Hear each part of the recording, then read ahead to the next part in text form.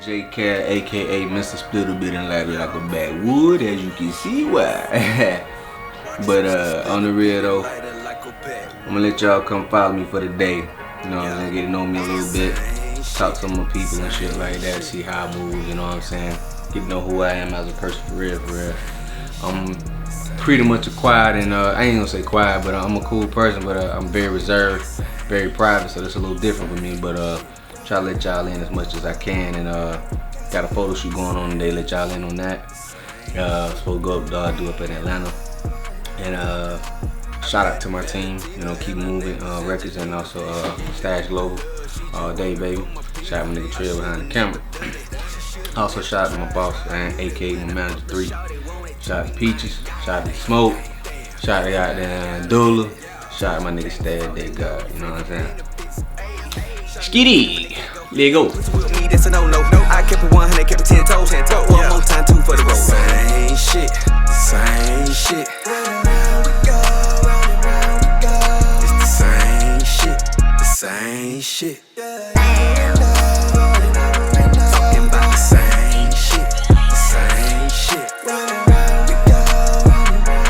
Talking about the same shit, the same shit. Fucking with Jenny, cause she always in her feelings. Cause every time we fuck, Shawty always guilt tripping. But then I met Jay, and Shawty blew my mind. Cause I ain't never made love on the first night. Shawty tried to play me. Should've knew I was in trouble when she tried to. So J Cat today, so the way I came with it, so Cass tells me this, he said, hey bro, only way you gonna get on stage ever is if you have a club track. He said, I heard all your tracks.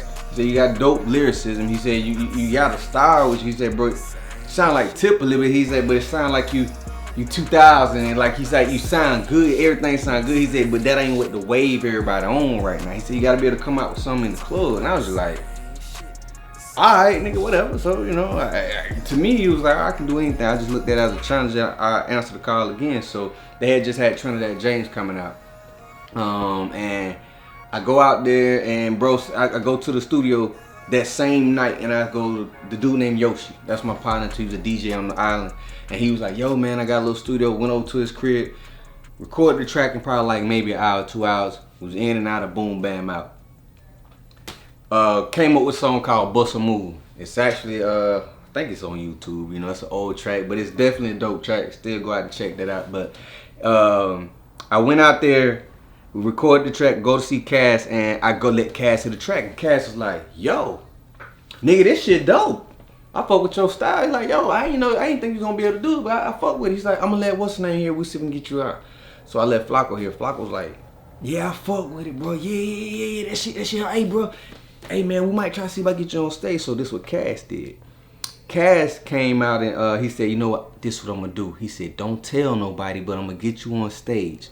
I got 3 sets. He said, I'm gonna bring you on stage during my first set. He said, and don't nobody know, just come up there and just do your thing. I'm gonna let you have one of my sets. And I was like, yo, that was the realest thing nigga ever did, because he woke up a monster that day. And I appreciate that nigga to the day. He already know that's love already. We like brothers. And so, bro, he did that, and this is how I got the name J Cal. So he introduced, so I'm up on stage up here, right? And I'm not on stage, but I'm upstairs on like the 3rd level, and I'm like nervous as shit going over my raps and shit, trying not to forget. And I never forget, he introduced me like as J Cal. And the crazy thing, my name at the time was Young Cal.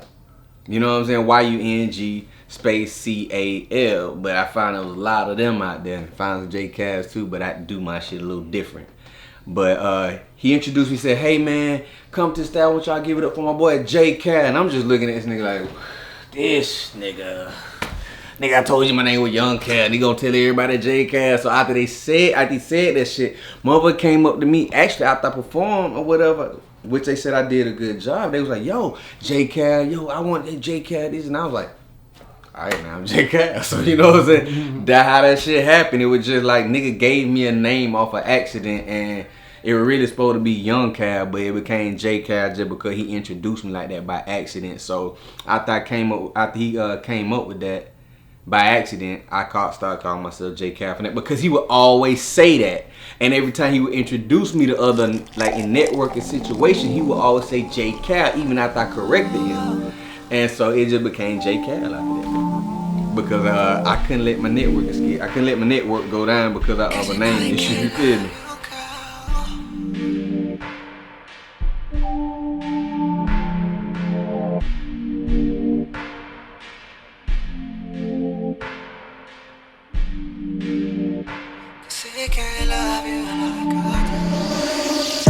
Keep it 100. Cause you know we can't lay. Shawty, just keep it 100. Cause I can't love you like I do. Shawty, just keep it 100. Cause you know we can't lay. Shawty, just keep it 100. Cause I can't love you like I do. Can we talk about it, baby? Can we talk about it? Piece of music. Yeah. Beating on the damn desk in school. Okay. That was my first time, like, actually just experiencing music. The crazy thing was, it was me and my boy, Markello Harker. His name Duffel Bag, you know what I'm saying? You better know the Duffel Bag, yeah, from the Mac time as well. But I never forget, me and him used to beat on the desk in class. And we would get in trouble every once in a while, but it shit sounded good, you know what I'm saying? So my mama kept getting reports of me. I wasn't having bad grades. I just would get in trouble for interrupting the classroom. Either because I wasn't on task because I was drawing, or because I was beating on this or just being a client because I was finished. So you know what I'm saying? Next thing you know, me and him just beating on this, whatever. And my mom was like, "Boy, I'm gonna buy you behind a damn drum. I'm gonna get you a drum so you stop beating on the desk and whatever." So she messed around and got me my first drum, was a snare drum. I got me a snare drum and I think I was in, I want to say 4th grade. Around that age, you know what I'm saying? That's when I had it, and then I stuck with it for a little bit, but man, I had a hard time reading music. So that's why I wound up giving it up, because I just didn't know. I could read music a little bit, but it became difficult to me, and I just didn't have the patience to try to learn it. So, but I've always had poetry. I always written poetry. I used to write poems for girls when I was younger, and give candy and shit. My mama be mad at hell sometimes. I come home without certain things, like, boy, what that stuff? What I sent you to school with? I thought I gave you. You done gave it to somebody, but you better go back and get my damn shit back. So like, oh God, yo, she used to do that for real. And I'll never forget man. I had the biggest, like, I used to write poems to girl, like I had the biggest crush on the girl. My mom gave me some money one time to go to the book fair. I bought this girl some flowers. They were selling flowers at the like book fair? Yeah, like little fake flowers and candy, little candy things or whatever you could order at the school or whatever. Right. Man, I got that shit for that girl, man. That girl had no mess around and got what my doing home. But man, I was so damn hurt. But I was talking about how was hard, bro. We on talking to mama crying about this shit. So did your homeboy buy something too? Man, he drew her a picture. So they taught you a lesson. Drew her a picture and gave some change. Hey, that just let you know the simple thing that work. You know what I'm saying? So I learned something at a young age. You know what I'm saying? But that's where it started as far as music. It started that young, bro. And then So that was 3rd grade, 4th grade. You and Duffel Bag, boy. Beating on this. I've been dancing since before that. Dancing always been in my blood. But when you talking about just actually trying to make it myself, that was my first time doing it. Okay.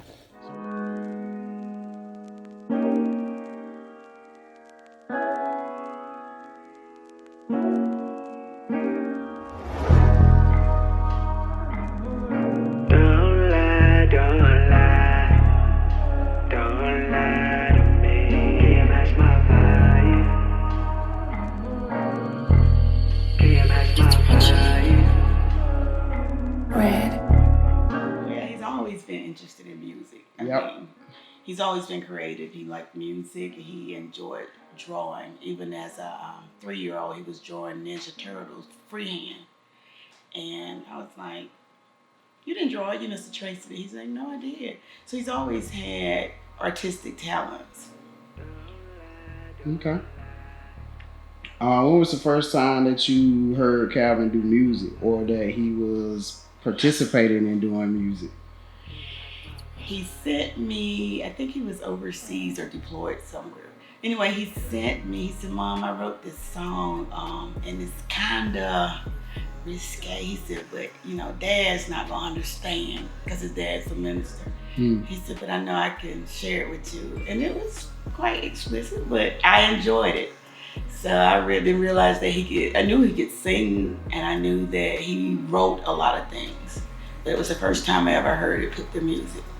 So he was deployed overseas in the military at that point? Yes. What branch was he in? Air Force. Air Force? Okay. So you guys have like a military family. Like, what prompted him to choose the military? Like his dad in the military or something? No, I was ex-military. Okay. But what really prompted him, he was in college on a scholarship. And he called me one day. He was like, Mom, I don't know, something's wrong. I said, what? So I called his coach to make sure ain't nothing happening at school and the grades, everything is fine. And so I told him, I said, you need to just set yourself aside from your friends.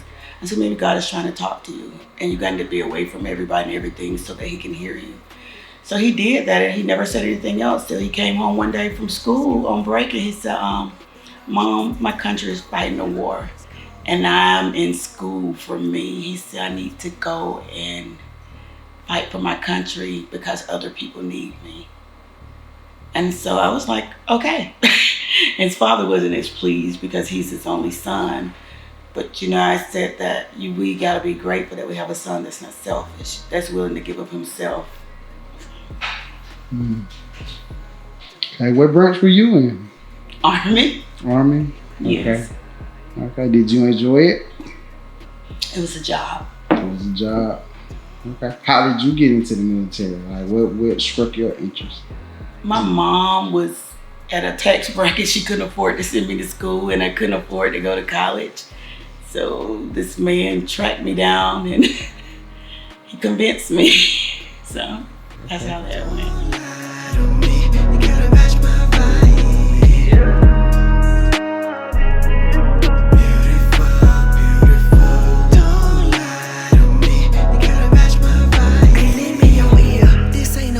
We rockin' and rollin', we Netflix and chill. But let's be for real. Don't wanna waste time, goddamn you fine. Use a bird, go sign. I'm a sappy old I pray, bro. Be real with you. I pray about everything I do. That's always been my lead, man. That real talk. That's always my mama and my dad always taught me to pray about everything before I do it. And that's just always how I move. Like, before I do anything, I always pray, and then there's something you gotta always know, that you gotta always sacrifice something to get something, to get something in return. Especially when it comes to God, period. You gotta be willing to sacrifice something. And everything I've been willing to do, I've been willing to sacrifice, period. And it's always been for the greater good. And he ain't ever stood me wrong in every time I've done it. So you just gotta be willing to sacrifice certain, be willing to make sacrifices, man, and just be willing to take responsibility with what comes with it. Man. That's how it works, man. So what was the first track or the first song or the first recording where you was like, okay, I can do some of this? I might be an artist. Like, you felt like this is my first like professional, or what was that first one you were proud of? You was like, okay, I'm here, I do this. My first track, I have to say, was, it had to have been, I recorded in California. My first time recording was in Cali. It had to have been when I recorded with it was two engineers. One was name was Pete and Ghost. Pete and Ghost up in Sacramento. I recorded with them at their studio up there, and it was. He's always been a deep thinker. Always a deep thinker. Has plenty of advice, plenty of jokes. He was just a kid that was very mature for his age all the time. I can remember my girlfriend's son was murdered. And so I was reluctant about them going to a lot of public places where there would be a lot of kids unsupervised. So he wanted to go to the Make a Mall movie. And I said, no, you can go to the mall, go to the movies out on Zebulon Road, where there's not a lot of action going on.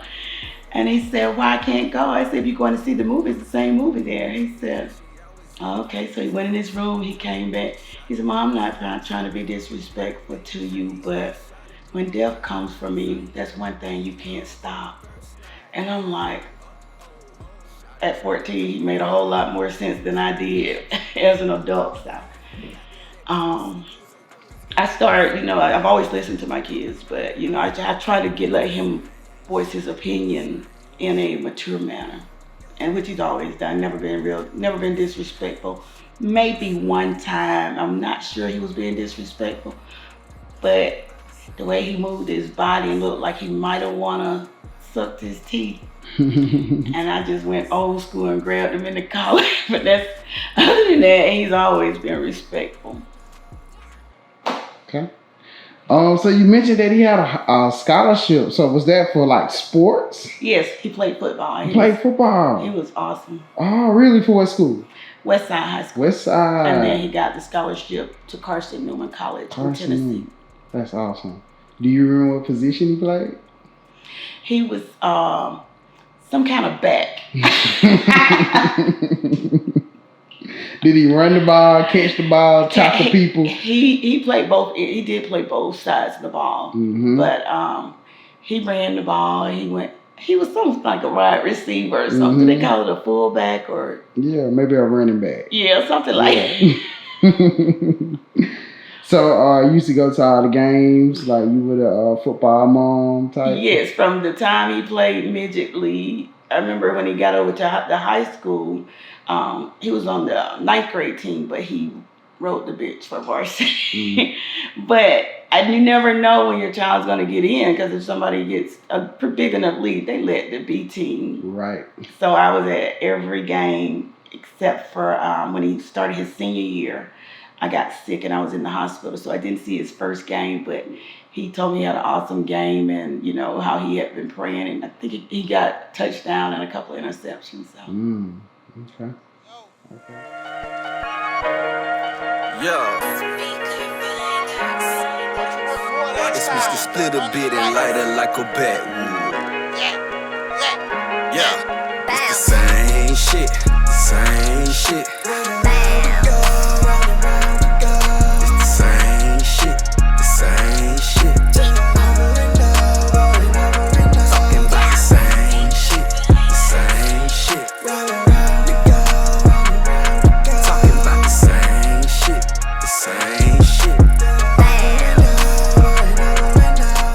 So talk to me about support. Do you feel like you receive the support from your family, friends, network, community? Fuck no. Fuck no. Hell no, man. Hell no. I would be real with you. I know. It is cool, but I don't fuck them because I ain't been here for the past 2 years. So a lot of people don't know me. I've been gone away for long and people barely remember my face. Some people do, and like I said, folks is cool, you know what I'm saying? They ain't got no problem with me. They just don't fuck with my type of music, and it's just everybody still on other shit, or they just don't take me seriously. So, but like I said, it ain't my job to prove it to them or to make them see that. If they don't want to see it, then that's fine. But I know that there's a lot of people out there who do like my shit. You know what I'm saying? So that's who I'm catering to. I'm not gonna I'm not catering to nobody who don't want to listen to me. If you don't want to listen to me, then that's fine.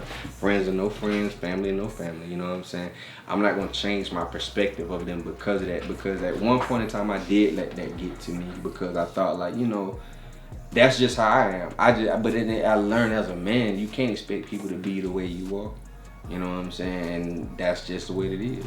I had to learn that as a man, learn that, you just gotta do you. Just keep it pushing, you know what I'm saying? And as long as ain't nobody causing no harm to you or your family and your household, then you good. So if people want to support you, then they do. If they don't, they don't. But just know that if you just know that when you wind up doing something great, being something great, or whatever the case may be, trust me, it's gonna come at some point. And if it doesn't, then that's fine, bro. Like I said, I'm not reaching for acceptance anymore like that, like I used to when I was naive about this shit. It's just a thing where it's like, it comes with the game, bro. Everybody ain't gonna like your shit. Like, I'm gonna be real with you. I got a lot of artists that I like, but then there's songs on certain albums or certain things that I don't like. But it don't make me look at them as any less of an artist. You feel me? I met a bad Latina and her name was Angelina. She ain't looking for love, she just want me for my peanut. I should've never done it, she should've never tried. I knew that when I fucked the shawty, wanted to be mine. God damn, cause now I gotta end it. Told you can't fall in love with your friends with benefits. Ayy, shawty knew the deal from the get-go. Can't put you with me, that's a no-no. I kept it 100, kept it 10 toes. One more time, 2 for the road. Same shit, same shit.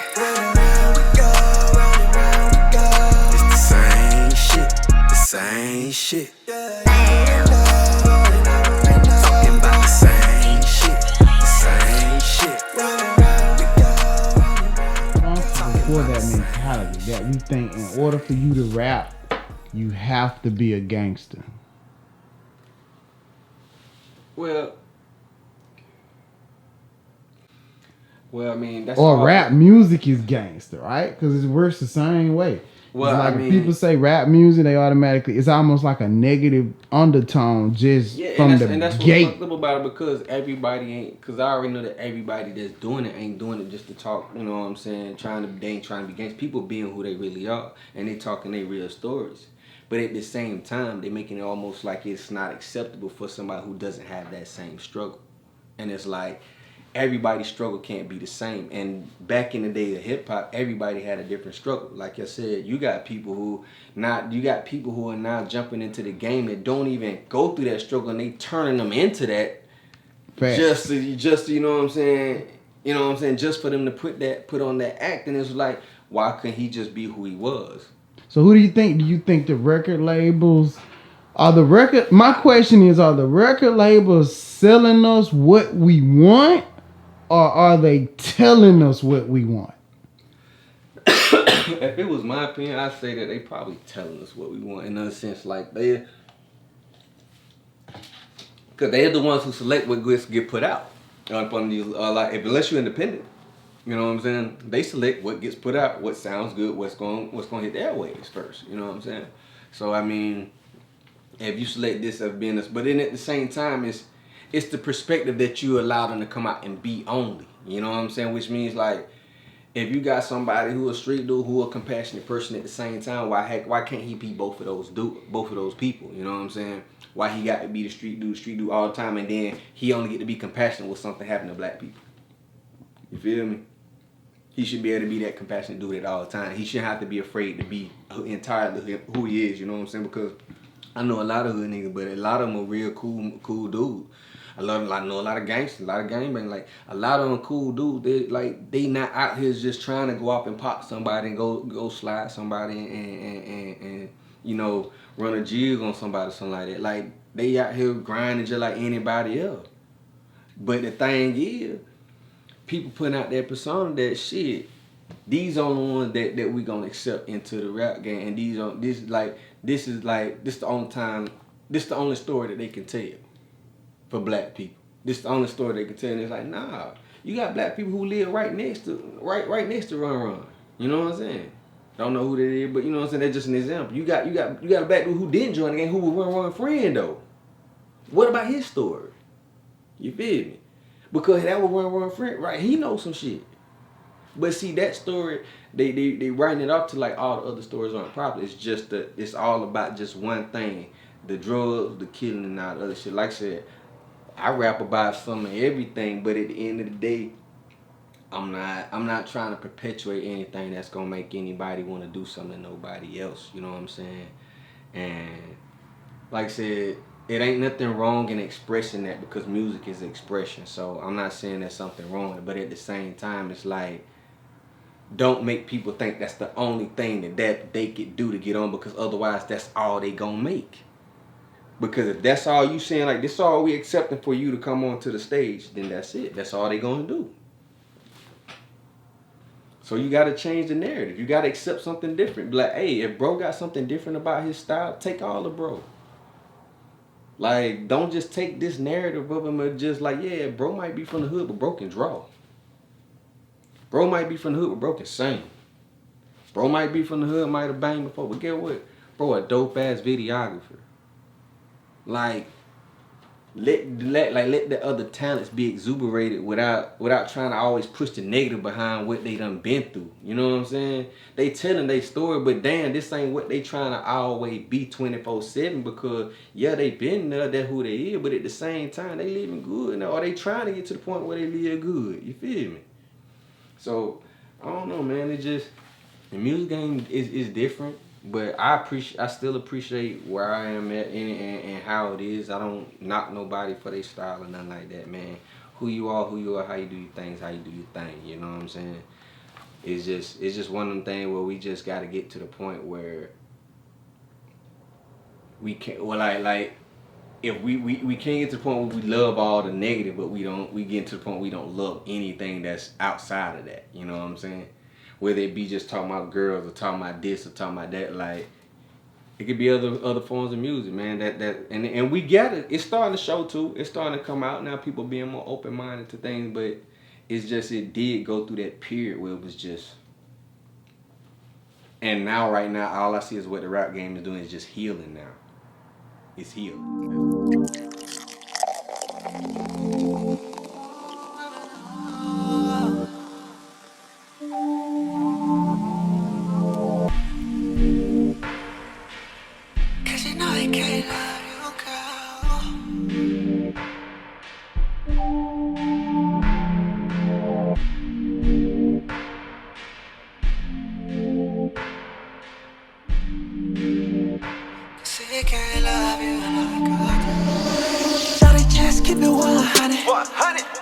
Cause you know we can't lay. Shawty, just keep it 100. Cause I can't love you like I do. Shawty, just keep it 100. Cause you know we can't lay. Shawty, just keep it 100. Cause he can't love you like I do. Can we talk about it, baby? Can we talk about it? Make you lay your better bullshit, I doubt it. I ain't tryna throw no salt, but the bullshit talk. Let your real nigga walk, let the hit the ball. I can see it in your eyes. But shawty under pressure, no exposed when you hide. The fuck it, we're grown, shawty, you're not alone. Just pick up the phone, let's wait all around. Just let me shine, just keep it 100. Cause you know we can't lay. Shawty, just keep it 100. I can't love you like I do. Shawty, just keep it 100. Cause you know we can't lay. Shawty, just keep it 100. Cause he can't love you like I do. So tell me about his music. Is there any song that you know by name? Like, do you have a favorite J. Cal track? His first one that he did in California, his first video, I liked it. Okay. Because he showed it was a clean version. It was really good. Because I'm not a rap person. I'm an old school R&B person. Yeah. Well, so what did you listen to coming up? Old school R&B, Barry White, Marvin Gaye, Millie Jackson, Smokey Robinson, Gladys Knight, like New Birth, Miracle, stuff like that. Okay. So was Calvin introduced to that around you? Yes. Yes, he. Because he really is kind of like a different artist. Like, you know, he still has that R&B soul sound. He loves that music. We ride our time and he'll call me, what you know about that, mom? But yeah, he has an old soul, as they say. Okay. But some of it, you know, I do understand in the rap business now that the language is much different than it was in the 70s and in the 80s. But I did always tell him, don't lose who you are. If these are your thoughts, that's good. Say something with your music. Don't just be rattling off, and don't be demeaning to people. So do you think your era of music is better? It was more calmer. Okay. I think it laid a foundation for the groups today, because if you listen to a lot of their music, even though they're rapping and saying a lot of things, if you listen to the basic track, a lot of it came from the old school R&B music area. Mm-hmm. What do you think the fans should know about J. Cal? He's an honest, trustworthy man. I can remember when he first found out about his daughter. He was actually in Qatar, and he emailed me. I'm a dialysis nurse, so I was at work at 5:30 in the morning, but it's in the daytime where he is. So he emails me and says, "Mom, who does this baby look like?" And I said, "It looked like you or your dad. Whose baby is it?" And he said, "I think it's mine." At the age of 21, this young man, he went to first find the girl because it was somebody from his past, and he wanted a DNA test because he wanted to make sure that he didn't have somebody out there that he was responsible for and didn't know it. And so when he found out, he was still overseas. When he got back to the United States, he beelined it to Louisiana. And fortunate enough, the young lady and the baby didn't stay but 30 minutes from my mom. So his dad took him down there, and he was so excited about being a father, And so he would call every day after he went back to Alaska, checking on his daughter, checking on her. And he calls me one day, he said, "Mom, I don't want to be a distant dad." And I'm like, "Okay." He said, "I want my baby full time." I said, "Well, let me tell you something, son, being a single parent ain't no joke." And he said, "You did it." And I said, "But you didn't see the things that happened that I didn't want you to be exposed to." He said, "Well, with God and you support me, there's no way that I could fail." And so I said, "Okay, if you want this baby, let's go get it." So he ended up having to go to court, and he got full custody of her when she was 13 months old. Wow. So he's had her ever since. And to me, at 21, you don't find a lot of young men trying to take responsibility, let alone having to spend money and go around the world to find out, the truth, if it is your child or not. So I had a great level of respect for him again that showed the maturity that he had, and it showed his heart. Right. So talk to me about being a single father. Like, how did you end up a single father? I'm gonna keep it all the way 100. I was a young dude in the military, man, just trying to find my way and everything, and I met this girl in tech school, which is a training that you go to after you go to basic, and she was cute as hell, you know what I'm saying? I had done dated some other people, never paid it, and me and her just always stayed cool, never paid no mind to trying to date her or nothing like that. And eventually I get to my next base, and then they had this new little MySpace thing they have for like military people or some shit, and and then they used to, we use the email system almost like how y'all use, like people use Facebook now, you know what I'm saying? It was like that, but with no pictures, but it was like the military shit. You could just look up people's emails, your people email, you could just directly talk to them from wherever country they was at, you know what I'm saying? Mm-hmm. So that's how so we kind of kept in touch or whatever, and as friends. And then after a while, she broke her and dude broke up, and I would just try to give her advice on how to make the shit work, because I wasn't a salty nigga. I don't throw salt on nobody, and I didn't know dude. I just would try to help her work it out, because I know it always takes two to tango. I know that it ain't all him, because you know what I'm saying, I'm a nigga. But she talking to you. Hey, exactly. But see, yeah, that's true. That's true. But see, that's the thing though. I'm not letting it get to that point. You know what I'm saying? I'm letting her know what she need to go back and do and not come here. But is there is that still considered like infidelity, right? I mean, if you're looking for a male perspective, I mean, I wouldn't see that being anything wrong. If you're looking for, if you're in a friendly manner, like I said, if it was never no crossing of the line. So this hypothetical situation here. Now we're moving into some relationship talk principles with Calvin. So can your girl can have a male friend as long as she can meet a new friend, not a dude that she knew before you, but your girl can meet a dude and have like a platonic relationship with him. My girl right now, she's actually prior military like myself, so she knows what it's like to have other people that was friends. Like, see, that's why I said that's a different. Once you join the military, it's different. You know what I'm saying? You have a different perspective. It's just like when you go off to college, you go off into your first professional job where you get close knit. You know what I'm saying? Where you have to work closely with people a lot. You know what I'm saying? So once you get that, it's like, and you're used to being around a lot of different, like the different genders all on a daily basis all the time, because you have to work with them. Then you become you begin to understand it, like, okay, shit, they gonna have male friends, so I can't be mad at them like So that. yes. So yeah, I'm not tripped. That's why I say it doesn't bother me like that, because as long as I know who that male friend is, and I know how you met them and shit like that, that's cool. But as I know that there's a boundary line in between it. That's why I said we weren't talking at nighttime or after hours or doing weird hours and nothing. Like, it was just only time when doing work hours, you know what I'm saying? At the email, when it was like, okay, well shit, yo, what's good? What's going on? What up, man? Chilling. Hey, I had this issue. What do you think about this and this and that? Or okay, well, I think this and this and that, this and that, you know what I'm saying? As a male, you know, and I would give her a male perspective.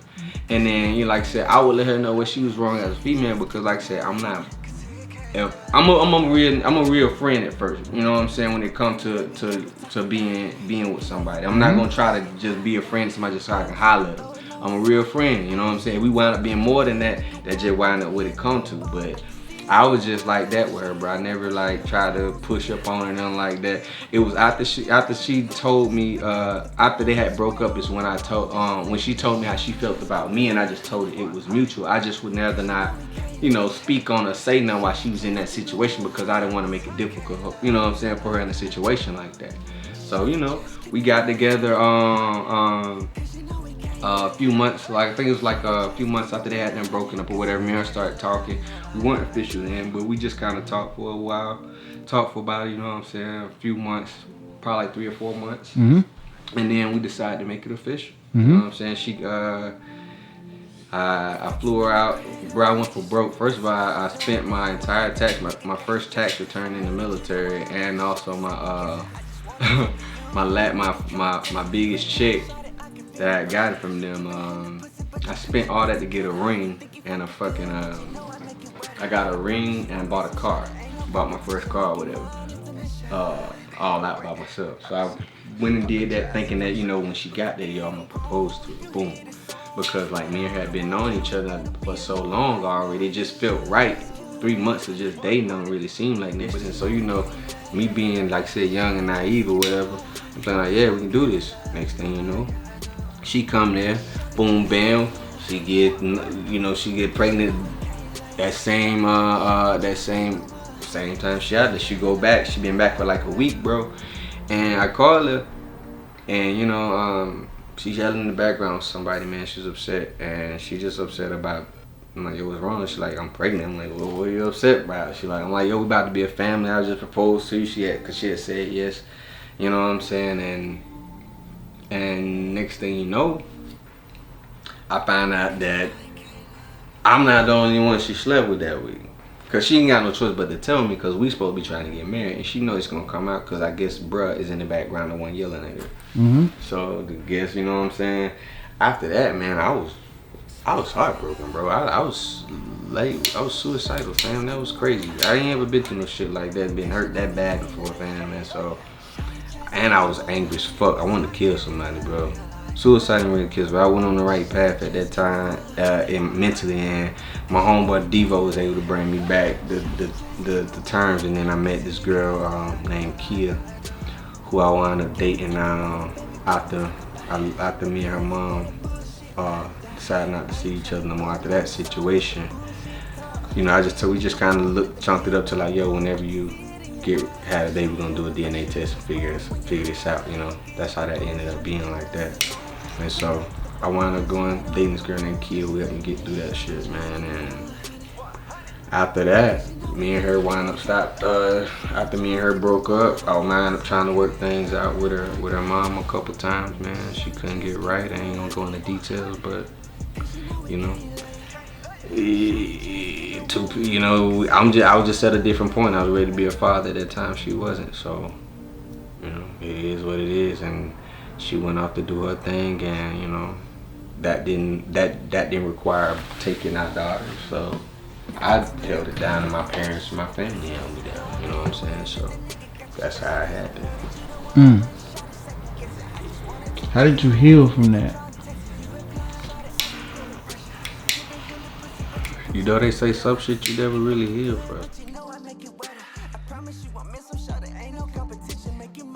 Always, like, he loves being in a relationship. he's committed. You know, because he's a people person. You know, of course, a lot of females. He's a nice looking young man. And he's funny as all outdoors. So, you know, women tend to flock to that type of man. So, but he's always, if he's with you, he is with you, no matter how flirtatious he may seem. But he's always been like a one woman type of guy. I never had women pulling up at my house or, you know, playing games on the phone. Those were none of the issues. If anything, he had the issue of really finding true love. Seeing that age group of his women, they weren't serious. And I remember one time talking to him when he was in Guam, I think. And I told him, I said, babe, you're probably going to have to find your older woman, because women in their 20s, they're not one. You already have responsibilities. You have your daughter. So you're more settled than they are, and they're gonna be looking for fun, hanging out, chilling when you have responsibilities. So you may have to find an older woman. So, but I just told him to be patient and just keep praying. But he just, you know, he had so much love to give, and he wanted to give it to somebody. So that's been his thing. He believes in love. Okay. What's your advice? What's your advice to Kevin? Okay, Kevin's not in this room. He's not going to hear this interview until it's presented to him. So what do you have to say to him? He's looking on the other side of the screen right now. I just want him to always keep God first. Stay true to who he is, and don't be swayed by the industry and what it does or what it does not do. Just be true to himself. And if he can lay down at night after he's produced a piece, then it's good.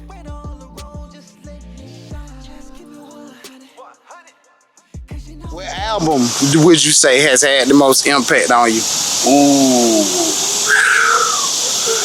man, I have to say, Outkast, the Criminal album, Lupe Fiasco, the Food and Liquor. I have to say, what else was another album that kind of brought me out my shell? Of course, you had Urban Legend. You had the King album. Both of them grew, brother. You know what I'm saying? Especially the Game, Pimp Gang came smooth with that. You know what I'm saying? Urban Legend ain't got to do it with the King album, but you know I'm serious where I first started it though, and I keep it with them three, man. You know what I'm saying? I always love my favorite of all time as far as like where I got my poetry from Pops and that real Same shit.